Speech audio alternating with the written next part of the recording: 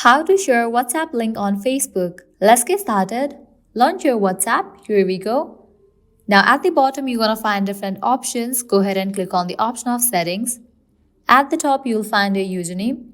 And at the right corner of it you will find this QR code. Click on it.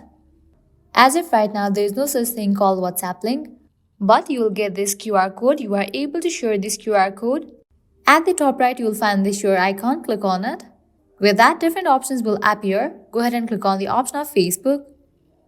Now you have to select where you want to share your WhatsApp link on the Facebook feed, story or groups.